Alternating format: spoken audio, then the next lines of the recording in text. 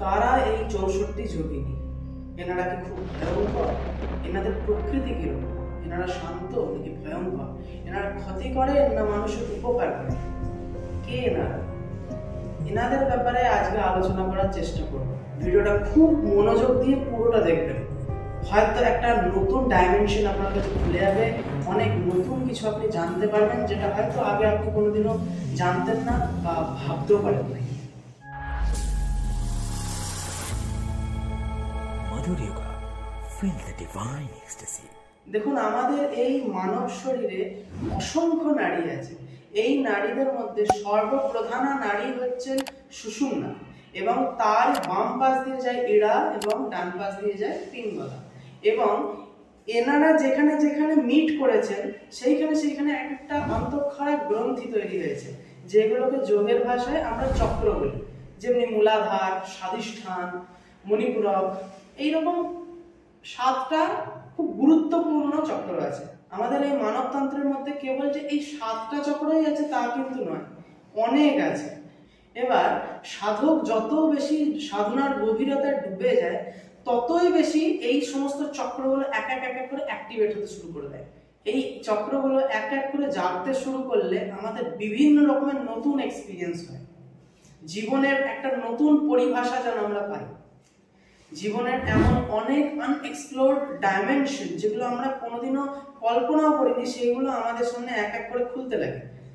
যেগুলো আমাদের কাছে হয়তো কখনো স্বপ্ন কিংবা কখনো জাস্ট একটা ইমাজিনেশন ছিল, সেইগুলো আমরা রিয়ালিটিতে এক্সপিরিয়েন্স করতে লেগে যাই। আর এগুলো আমাদের যে মনের ভ্রম কিংবা জাস্ট ইমাজিনেশন, সেটাও ঠিক বলা যায় না, কারণ এগুলো আমাদের কাছে একটা লিভিং রিয়ালিটি হয়ে ধরা দিতে থাকে।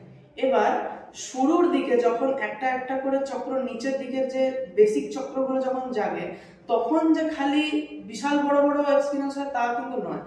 মোটামুটি 21, 23 কিংবা খুব জোর 27টা চক্র অবধি, যতক্ষণ অবধি আপনার মধ্যে অ্যাক্টিভ হয়ে আছে, তখন আপনার জীবনটা অনেকটাই সাধারণ, অনেকটাই প্রাকৃতিক আর অনেকটাই বেশি সামাজিক হিসেবে থাকতে পারে। একদম একটা পরিপক্ক জীবনের মতো থাকতে পারে, কোনো অসুবিধাই তাতে হয় না। কিন্তু এরপর যখন আরো একটা করে জাগতে শুরু করে, সাধক যখন এই স্তরও অতিক্রম করে আরো উন্নত সাধক হতে শুরু করে, তখন কিন্তু জীবনটা অতটা সাধারণ থাকে না। তার কাছে নানা ডাইমেনশন এমন খুলতে লাগে যেগুলো সে কখনো এক্সপ্লোর করেনি।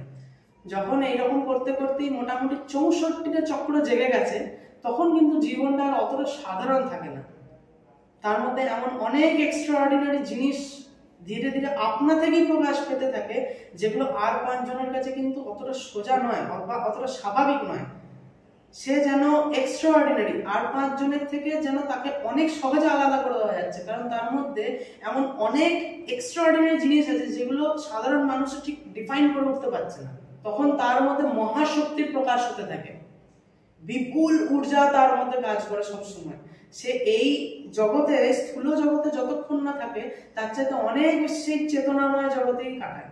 এই যে 64টা চক্রের আমি কথা বললাম, এই 64টা চক্র আমাদের সাধক জীবনে বিশাল গুরুত্বপূর্ণ ভূমিকা পালন করে। কারণ এইগুলো কিন্তু যখন জাগ্রত হয়ে গেছে, আমাদের এই ভৌত জগৎ থেকে উঠিয়ে একদম চেতনাময় জগৎ অবধি নিয়ে চলে গেছে। সুতরাং এই যে 64টা চক্র, এই 64টা চক্র কিন্তু সাধক জীবনে বিশাল গুরুত্বপূর্ণ ভূমিকা পালন করে। এই জন্য এই যে 64টা চক্র, এই যে 64 যোগিনী, এবার কোথাও একটা মিল পেলেন যে 64টা যোগিনী অ্যাকচুয়ালি কারা? এই 64টা চক্রকেই রূপক দিয়ে 64 যোগিনী রূপে দেখানো হয়েছে। দেখুন, এই জন্যই দুর্গা পুজো কিংবা কালী পুজো এইরকম শক্তির যেখানে উপাসনা হচ্ছে, সেখানে দেখুন ন্যাসের ভূমিকা থেমে থেমে রয়েছে। এক একটা ন্যাস কি, এক একটা নাদ এক একটা চক্রকে স্টিমুলেট করে, যার জন্য ন্যাসের ভূমিকা শক্তি পূজায় বিশাল গুরুত্বপূর্ণ। তাহলে এবার বুঝতে পারলেন কত সুন্দরভাবে এই 64টা অন্তঃক্ষরা গ্রন্থি, যেগুলোকে যোগের ভাষায় আমরা চক্র বলছি বা এনার্জি সেন্টার বলছি, সেই 64টা চক্রকে কি সুন্দর 64 যোগিনী রূপে দেখানো হয়েছে।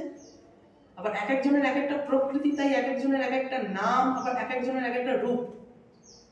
কত সুন্দরভাবে ডিফাইন করা বলো না? তবে এই 64তেই সীমাবদ্ধ নয়, আমাদের এই ভৌত শরীরের মধ্যে টোটাল 108টা চক্রকে নিয়ে আপনি কাজ করতে পারেন। এদেরকে আপনি জাগ্রত করতে পারেন নিজের সাধনার দ্বারা। তারপর বাকিটা আপনা থেকে হয়। তারপরে আপনার আর কোনো থাকবে না, আপনার ইচ্ছা বলেও আর কিছু থাকবে না। ইচ্ছা বা চিত্তের এই সমস্ত বৃত্তি সমস্ত নাশ হয়ে যাবে, যার জন্য বাকি যে চক্রগুলো রয়েছে সেগুলো আপনা থেকে জাগ্রত হয়। পুরোটাই একটা বিজ্ঞান, পুরোটাই একটা বিজ্ঞান রূপে কাজ করছে।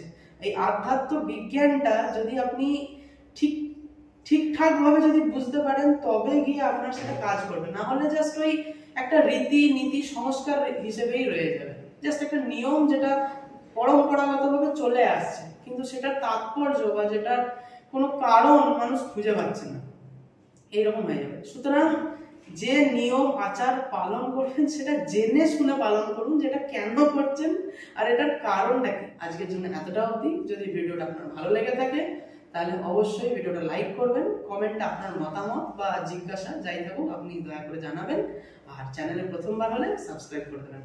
আজকের জন্য এতটা অবধি, দেখা হচ্ছে অন্য কোনো ভিডিও।